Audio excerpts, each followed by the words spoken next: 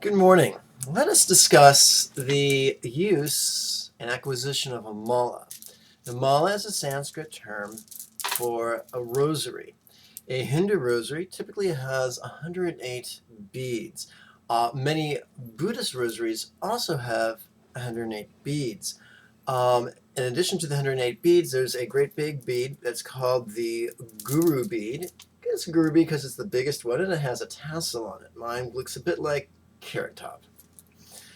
In the Tantra tradition of Buddhism, we often add 3 spacer beads. And in my mala, these are turquoise, 1, 2, and 3. And that divides when we add the 3 spacer beads to the 1 guru bead, that divides our 108 beads into 4 groups of 27 each, which really works well, at least in the system of meditation that I teach. Now, I don't recommend stone malas. I recommend wooden malas. You can get a wooden mala for $75 or $100, but that's too rich for my blood. And so I've searched the internet and I found a supplier who's I really think is ethical and provides a good product. They provide great big male malas, and also smaller female malas for $25 a pop. And when you go to my website, just click on the tab that says I think class supplies or meditation supplies, something like that. Oh, class materials. That's it. Click on the class materials link, and you'll find the links to take you to that website. Now, that might sound sexist, but there's a difference between men and women. 9 times out of 10, men have bigger fingers than women do. I remember one time teaching meditation to this, what's the word I'm thinking of? Feminist. I was teaching meditation to a feminist, and I told her that men prefer bigger malas, women prefer smaller malas, and she took umbrage at that. So she began working with my mala, and after a few moments, she said to me sheepishly, "Yeah, I think I'd prefer smaller beads." So it's nothing sexist, but there is a difference between the sexes, both physically, neurologically, and endocrinologically, if that's the right way. So our endocrines, our neurons, and our bodies are different, and wonderfully so. So, having said that, I recommend that 9 times out of 10, women count their mala with their left hand, whereas men count their mala with their right hand. That just works well with the energetic polarity that we've discussed in other videos.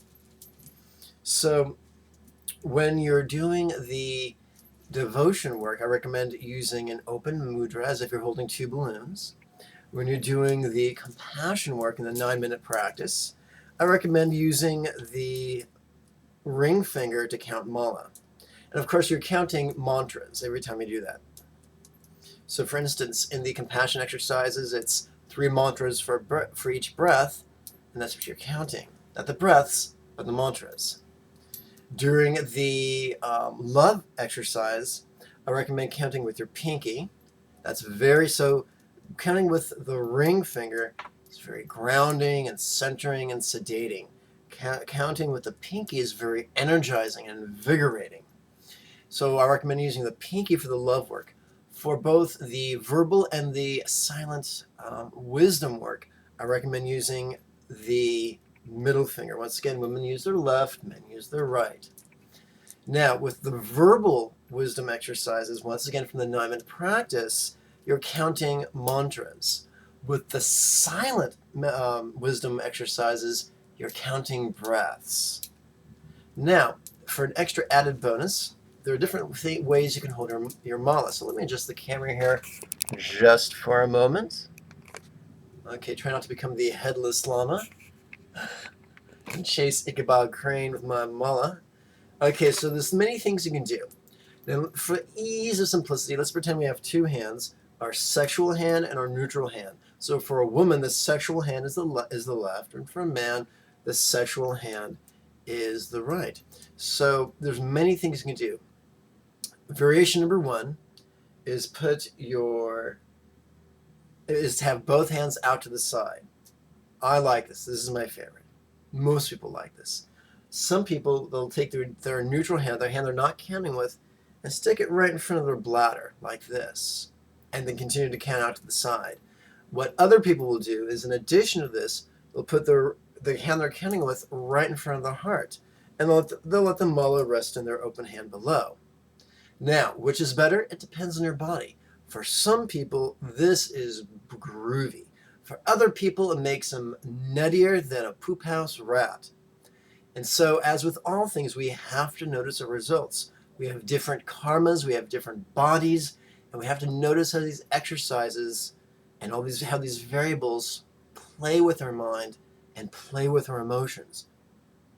So, in closing, women use your left hand, men use your right. For the devotion exercises, neutral, gesture, or mudra.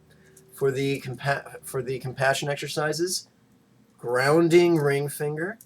For the love exercises, energizing pinky finger. For the wisdom exercises, use the middle finger. There you go. Once again, really make the most of the opportunity that has been given to you. Read my essays, watch my videos, apply these techniques, and when you feel like when you feel that you are truly hungry to take it to the next level, then participate in my weekly webinars.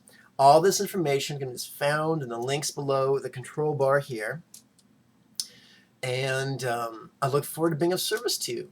Until next I encounter you, may you and yours be healthy and happy. Om Mani Padme Hum.